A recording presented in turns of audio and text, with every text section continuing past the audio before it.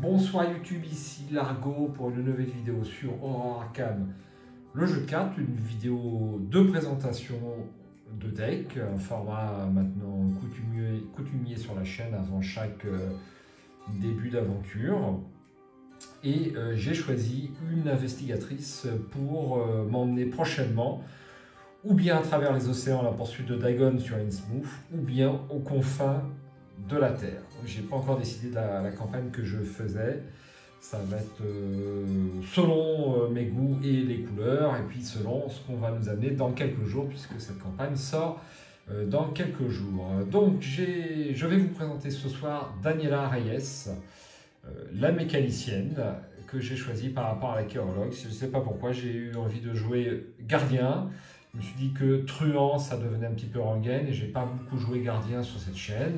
C'est pas un rôle que j'affectionne plus particulièrement, je préfère survivant et ou truand, mais dès qu'on change, c'est très très bien aussi. Donc là, je vais voir ce que ça donne en solo avec Daniela Reyes. Donc j'ai eu beaucoup de difficultés, enfin quelques difficultés à faire le deck en solo. J'ai fait quelques choix. Si vous avez des remarques dessus constructives, eh bien j'y ferai attention. Je ne prétends pas avoir le choix de la meilleure mécanique possible, mais en tout cas je veux que ce soit un deck qui soit amusant à jouer. J'en tiens au moins tout autant compte que son efficacité.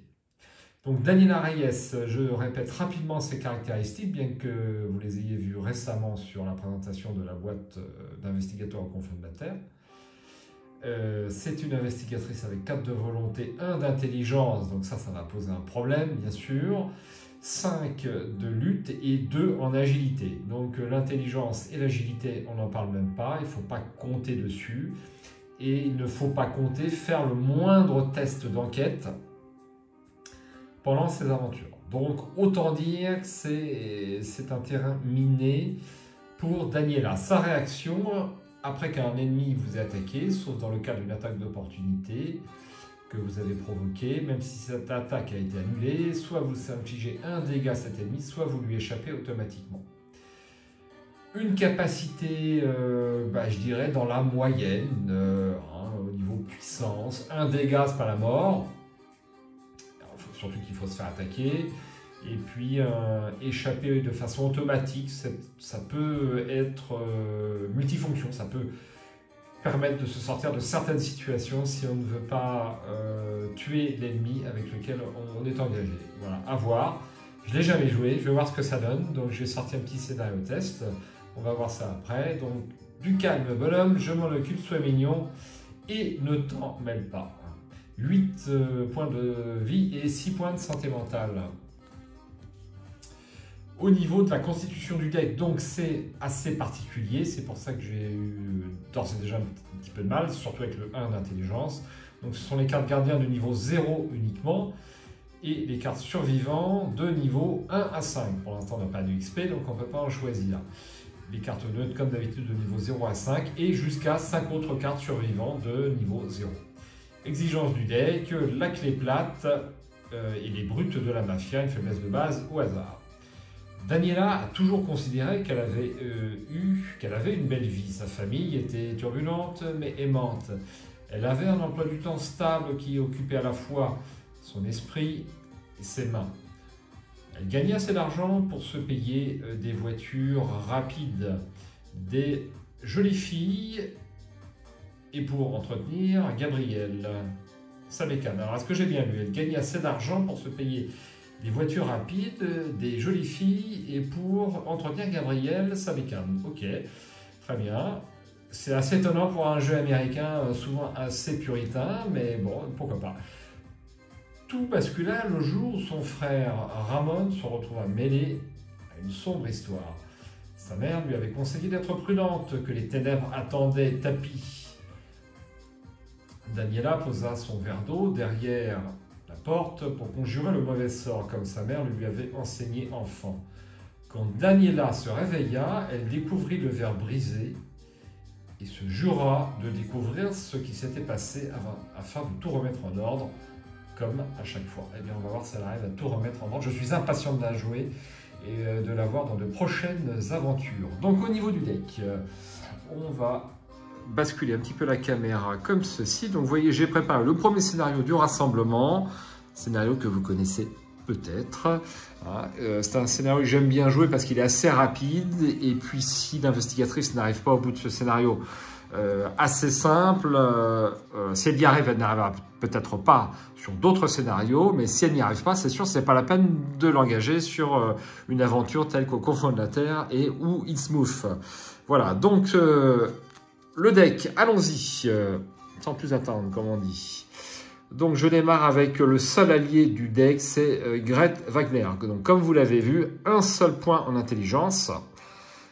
Donc il ne faudra compter que sur les événements, les alliés, éventuellement parfois les compétences, mais c'est plus rare, pour obtenir des indices. Donc l'avantage, c'est qu'on n'aura pas besoin de faire de tests pour obtenir les indices. Les 3/4 des indices vont être obtenus sans test. Mais bon, il va y avoir quelques contraintes forcément. Donc Gret Wagner, si vous ne la connaissez pas, elle coûte très cher. 5 ressources. Elle permet d'avoir un +1 en lutte, réaction, après que vous ayez vaincu un ennemi. Inclinez Gret Wagner et infligez-lui un dégât. Découvrez un indice dans votre lieu. Je vais vous faire grâce des petits textes d'ambiance pour l'instant, mais vous n'y couperez pas au cours de l'aventure. Donc évidemment, 2 cartes.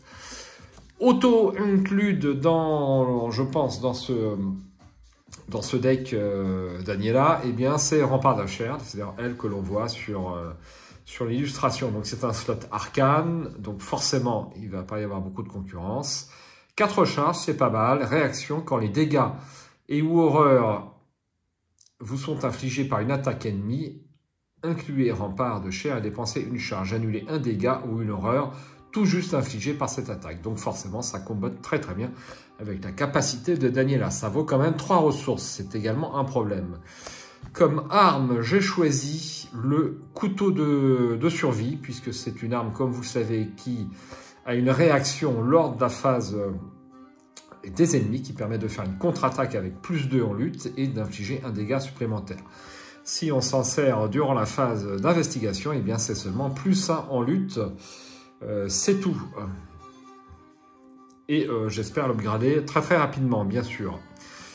Donc, en 2 exemplaires, j'en profite pour aborder la carte signature de Daniela. C'est la clé plate. Donc, c'est une arme forcément qui va lui servir beaucoup aussi, avec déjà 2 icônes de lutte et un icône joker. Action rapide, inclinez la clé plate, choisissez un ennemi dans votre lieu, cet ennemi vous attaque. Alors c'est quand même un double tranchant, il faut se prendre éventuellement des dégâts, peut-être les annuler, certes avec certaines cartes, mais globalement il faut quand même se prendre une attaque, et ça permet d'infliger éventuellement un point de dégâts grâce à la capacité de Daniela.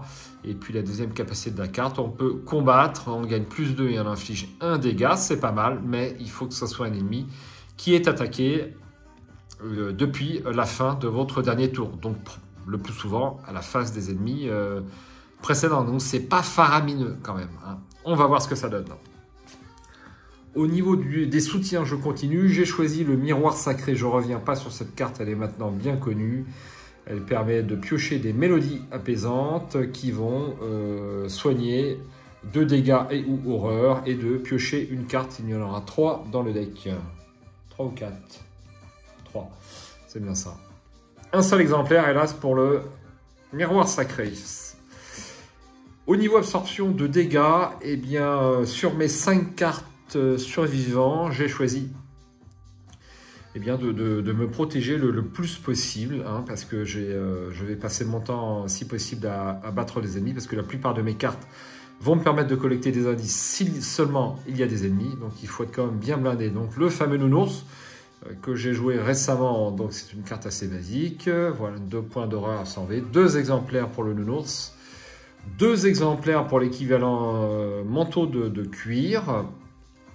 Ah non, j'ai qu'un seul exemplaire, ouais, parce que j'ai 8 points de vie et 6 de santé mentale, donc je me suis autorisé à supprimer un manteau de cuir. Ensuite, j'ai pris, au niveau des événements, 2 chanceux en classe survivant. Je ne peux pas jouer Horreur Arkham sans la carte chanceuse. Si j'y ai, c'est tout simplement impossible. Je crois que c'est ma carte préférée. C'est ma carte préférée dans le jeu. 2 exemplaires évidemment. Nouvel événement digne de confiance. Donc ça vaut 1. C'est rapide et ça me permet de rajouter un point de vie et un point de santé sur un allié que je contrôle. Donc évidemment, ça sera pour Greta, de façon à pouvoir lui infliger plus de dégâts et prendre plus d'indices. 2 exemplaires. Ensuite, j'ai pris en chasse. Alors, en chasse va me permettre d'aller chercher un ennemi éventuellement si j'ai besoin d'un ennemi sur un lieu, de façon à pouvoir jouer une preuve ou ce type de choses. Donc à chaque fois que j'ai joué en chasse, ça ne m'a pas tellement servi depuis que je joue à Horror Arkham JCE. On va voir si c'est plus utile ici. C'est pas très cher, ça vaut que 1, ça peut dépanner. Ensuite, eh bien, esquive. Je crois que c'est la première fois que je joue la carte. Et pourtant, c'est une carte du set de base. Donc là, forcément, elle prend tout son sens avec Daniela. On évite l'attaque, mais on va pouvoir utiliser sa réaction pour échapper à l'ennemi ou infliger un dégât. C'est utile. Faire le ménage. Donc j'ai un deck relativement cher, surtout à cause de Greta et de quelques autres cartes. Je vais être un tout petit peu juste au niveau ressources, donc j'ai été obligé de ou mettre une planque ou de mettre faire le ménage. J'ai choisi de faire le ménage. Ça me fera une action combattre à 1 point de dégâts pour achever peut-être un ennemi à 3, quelque chose dans ce genre-là. Bon, on va voir. C'est des cartes qui peuvent éventuellement sauter par la suite. Main du destin, donc là je l'ai inclus pour le fun parce que ça va me permettre de mettre des jetons bénis dans le Chaos Bag. Et puis ça combatte aussi avec Daniela, à jouer quand un ennemi attaque un investigateur dans votre lieu. Ça, j'inclus donc un nombre de points bénis égal à la somme des valeurs de dégâts et d'horreur de l'ennemi attaquant. Donc ça peut être sympa, c'est assez cher quand même. C'est assez cher. Et puis, on a lu de l'attaque. C'est quand même ça l'objet essentiel. Mais 3 ressources, c'est pas mal. 2 exemplaires. Preuve qu'on ne présente plus. J'espère que ça va être utile. Pour une ressource. Scène de crime, pareil. Alors, scène de crime, je le joue... chaque fois que je l'ai mis dans un deck, je ne l'ai pas joué si souvent que je l'aurais voulu. À voir, je ne ferai pas l'affront de relire la carte, vous la connaissez bien. Et enfin une nouvelle carte, là par contre je vais la lire, et puis je vais bien montrer l'illustration sans le faux jour si possible. Qu'est-ce qui attaque là? On ne sait pas si c'est une maigre bête de la nuit ou autre. Si vous avez identifié le monstre, peut-être une maigre bête de la nuit. Alors, ça y ressemble. Et puis on a un investigateur peut-être asiatique sur l'image, à voir. Coup pour coup. Esprit et tactique. Combattre. Cette attaque inflige plus 1 dégât et réussit automatiquement. En tant que coup supplémentaire pour effectuer cette attaque, l'ennemi choisi effectue une attaque contre vous. Ce qui ne va pas trop déranger, a priori, Daniela. Parfois, c'est le seul moyen de s'en sortir, c'est de foncer dans le tas. Ça correspond tout à fait à Daniela. C'est pas elle qui est sur la photo, mais ça va lui être utile. Donc c'est une carte en 2 exemplaires et je n'ai pris que 2. C'est pas beaucoup, j'en prends beaucoup plus d'habitude. Je n'ai pris que 2 compétences, maîtrise. J'aurais bien aimé prendre 2 petits crans, mais en regardant toutes les cartes que j'ai là-dedans, eh bien, je ne suis pas arrivé à supprimer de cartes. Donc on va voir ce que ça donne. Je ne sais pas quoi vous dire. Voilà, c'est pour ça qu'on fait un petit scénario test ici. Je vais terminer par la carte faiblesse de Daniela, c'est Brut de la Mafia. C'est chasseur, humanoïde, criminel, 3 en lutte, 3 points de vie, 3 points d'agilité, proie. Daniela Reyes uniquement, les attaques de cet ennemi ne peuvent pas être annulées. Les dégâts et horreurs infligés par les attaques de cet ennemi sont traités comme étant directs. Les dettes sont une affaire de famille. On peut supposer que sa mère avait des dettes, c'est pas impossible.